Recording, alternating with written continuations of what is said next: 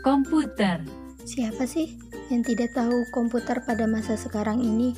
Hampir seluruh orang mengenal benda elektronik satu ini. Tapi, apakah teman-teman bisa mendefinisikan apa itu komputer? Komputer adalah alat yang dipakai untuk mengolah data menurut perintah yang telah diprogram. Kata komputer awalnya dipergunakan untuk menggambarkan orang yang pekerjaannya melakukan perhitungan aritmatika dengan ataupun tanpa alat bantu. Tetapi kemudian kata ini menjadi nama mesin itu sendiri. Sejarah komputer. Pada awalnya, Charles Babbage mencoba mendesain komputer mekanik pada abad ke-19 yang bernama mesin analytical. Pada awalnya, pengolahan informasi hampir eksklusif berhubungan dengan masalah aritmatika. Komputer generasi pertama.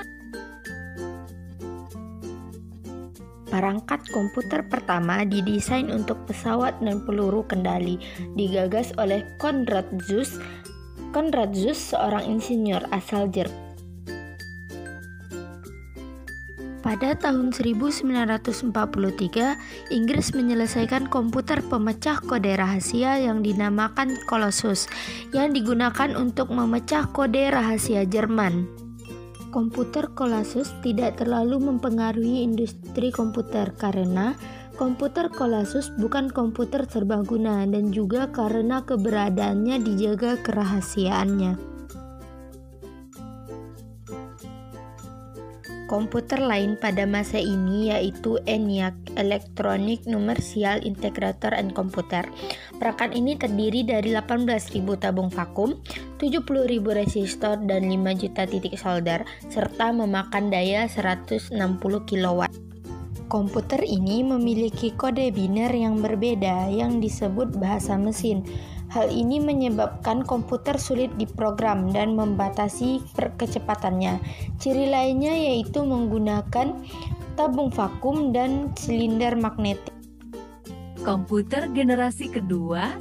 Diciptakan transistor pada generasi ini mengubah wajah komputer generasi kedua. Transistor menggantikan tabung hampa dan mulai perkembangan ke komputer generasi kedua. Transistor jauh mengungguli tabung hampa dan memungkinkan komputer menjadi lebih kecil, cepat, murah, dan hemat energi dibandingkan dengan generasi pertama. Mesin pertama yang menggunakan teknologi baru ini adalah superkomputer. IBM membuat superkomputer bernama Scratch dan Prairie Ran membuat komputer bernama Lark. Hanya ada 2 Lark yang pernah dipasang dan digunakan. Satu terdapat di Lawrence Radiator Labs, Livermore, California, dan US Navy Research and Development Center, Washington DC. Komputer generasi ketiga. Pengembangan integrated circuit menjadi penanda komputer generasi ketiga. Dalam pemakaian komputer generasi kedua, transistor membuat komputer cepat panas, maka komputer generasi kedua mulai ditinggalkan. Pada tahun 1958, Jack Billy menciptakan IC, kepingan kecil yang mampu menampung banyak komponen menjadi satu. Komputer ini menjadi lebih kecil, cepat, murah, dan tersedia untuk khalayak umum. Komputer generasi keempat. Mikroprosesor menjadi terobosan dalam mendatangkan komputer generasi keempat dengan menyatukan ribuan IC ke dalam satu komputer silikon.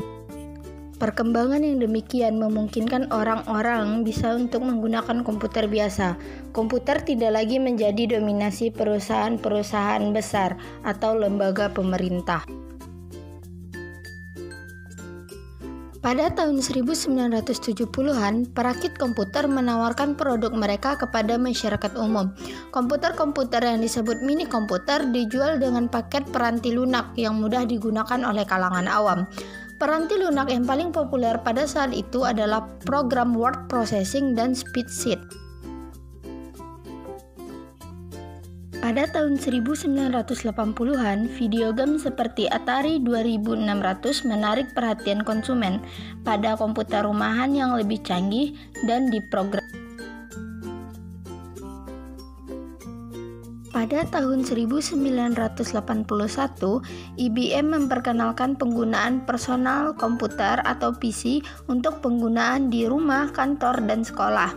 Jumlah PC yang digunakan melonjak dari 2 juta unit menjadi 5,5 juta unit pada tahun 1982 dan 65 juta PC digunakan pada 10 tahun kemudian. Komputer melanjutkan evolusinya menuju ukuran yang lebih kecil dari komputer yang berada di atas meja atau desktop komputer menjadi komputer yang dapat dimasukkan ke dalam tas atau laptop, atau bahkan komputer yang dapat digenggam atau palm.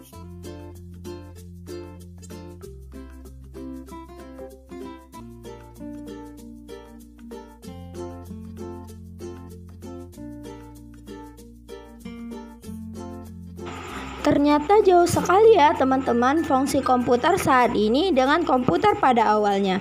Sekarang komputer menjadi sesuatu yang tidak dapat dipisahkan dari kehidupan sehari-hari. Jangan lupa teman-teman selalu gunakan teknologi dengan bijak, salah satunya dengan menjadikan teknologi sebagai sarana pelajaran.